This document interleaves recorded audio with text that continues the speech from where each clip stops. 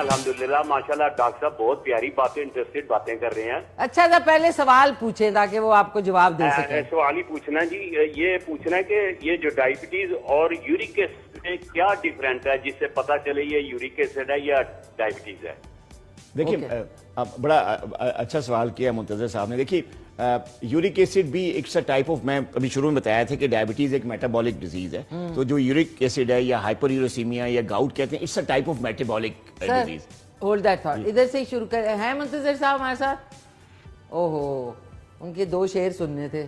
چلیں انشاءاللہ کل نہیں سوری پرسوں نہیں اگلے ہفتے. Sorry carry on doctor. تو جو یورک ایسڈ کا پرابلم ہے وہ بھی it's a type of metabolic problem, metabolic disease ہے. Diabetes is also metabolic problem.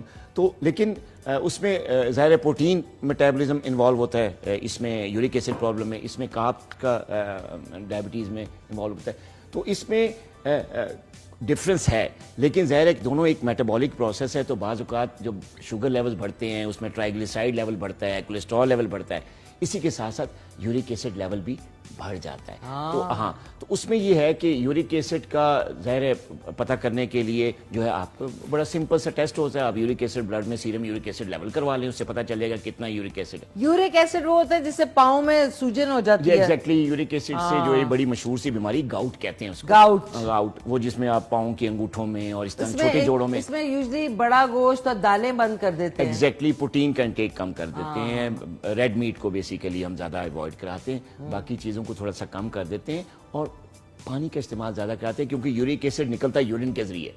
ٹھیک ہے, تو آپ پانی زیادہ پئیں. کافی کا انٹیک, چائے کا انٹیک اگر زیادہ ہو جائے تو اس سے بھی زیادہ ڈائیوریسس ہوتی ہے, پیشاب زیادہ آتا ہے تو وہ اس سے نکلتا ہے.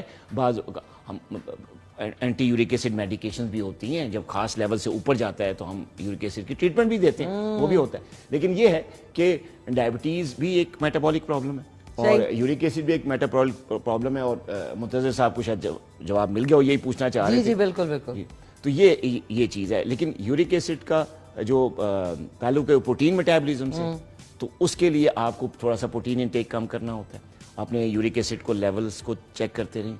آپ کی ڈائٹ ایسی ہونی چاہیے جو کہ ہیلدی ڈائٹ ہونی, واٹر انٹیک اچھا ہونا چاہیے, ایکسرسائز ہونی چاہیے, پراپر موبلٹی ہونی چاہیے. 24 گھنٹے آپ کم از کم آدھا پونا گھنٹہ جو ہے ایکسرسائز کو دیں, ورزش کو دیں. ڈاکٹر صاحب یہ بات آپ نے 3 دنوں سے میں کہہ رہی ہوں, آئی یوز ٹو ایکسرسائز اور میں اتنا I use to feel so good, لیکن وہ بس ایک روٹین لائف کی ہوتی ہے that you need to break it yourself. کہ جس دن آپ نے کہا نا کہ بس یار میں نے 15-20 منٹ کی واک پہ جانا ہے, اور کھلی جگہ پہ واک پہ جائیں. اگر آپ کی چھت ہے تو وہ چھت پہ کر لیں. کھلی جگہ سے ایک چیز یاد آئی, سوری میں آپ کو انٹرپٹ کر رہا ہوں. دیکھیے بعض جو اوور ویٹ لوگ ہوتے ہیں یا عام ایتھلیٹس بھی, یا سارے لوگوں کے لیے میسج ہے کہ آپ کوشش کریں ہارڈ سرفیس پہ واک یا جاگنگ یا اس ٹائپ کے نہ, کیونکہ ہارڈ سرفیس سے جب آپ ریگولرلی ایک روٹین میں وہاں ہارڈ سرفیس پہ, سیمنٹڈ روڈ پہ یا سڑک پہ کر رہے ہیں واک, تو یہ آپ کے جوائنٹس پہ پریشر آتا ہے. اینکلز پہ ناظرین کون سے جوائنٹس, یہ آپ کے نی جوائنٹس پہ. یہ نی جوائنٹس جو ہیں اس پہ آپ ہارڈ کے اوپر کرتے رہیں گے تو ریپلیسمنٹ کرنی پڑ جائے گی. آپ گراس پہ جو ٹریکس ہوتے ہیں نا, واکنگ ٹریک جو گراس کے کچے جو گراؤنڈ ہوتا ہے, مٹی پہ, کچے گراؤنڈ پہ, اس پہ واک کریں, ریگولر کریں. آپ دیکھیں نا جوائنٹس خراب ہوں گے, ہیلدی ایک سپورٹ ملے گی آپ کو. آپ کا ہارٹ, آپ کا کولیسٹرول, آپ کی ڈائبٹیز, ہر چیز آپ کی کنٹرول میں رہیں گی. پلس آپ کا مائنڈ فریش ہوگا. آپ جاتے ہیں واک پہ, لوگوں کو دیکھتے ہیں, تھوڑا سا ایک ماحول فریش آ جاتا ہے, دماغ ایک تھوڑا سا ایک فریش ہوتا ہے, آپ کی میموری بہتر ہوتی ہے. تو بڑے ہی ہیلدی جو ہیں وہ اس کے بینیفٹس ہیں واک کے. ناظرین اس لیے کہہ رہے ہیں, آپ دیکھیں جتنے بھی ٹاپ ایتھلیٹس ہیں ان کی نیز کا پرابلم شروع ہوتا ہے, بیکاز وہ ہارڈ سرفیس, اور اسپیشلی جاگنگ مشینز جو ہیں اس کے اوپر. دوسرا یہ کہ مجھے یاد ہے آلموسٹ 30 ایئرز بیک سی ویو پہ جو سمندر ہے, ظاہر وہاں ریزیڈینشیل ایریا ہے, تو ہم لوگ صبح جب جاتے تھے اللہ بخش اپنے فادر کے ساتھ, تو نیچے اتر کے نا سینڈ پہ آپ واک کریں نا, اگر آپ کراچی میں ہیں تو اس کا مزہ ہی کچھ اور ہے بنسبت آپ وہ جو یہ آپ کی سیمنٹڈ پیومنٹ ہے. اور مجھے یاد ہے آپ کو پتہ ہے وہاں سے پہلے قبلۂ خان ریسٹورینٹ تھا, وہاں سے لے کے وہاں تک جہانگیر خان جو ہمارے پاکستان کے لیجنڈری اسکواش پلیئر ہیں, تو ہم لوگ اتنے انسپائر ہوتے تھے, میں کہتی بابا وہ آنے والے ہوں گے ابھی جاگنگ.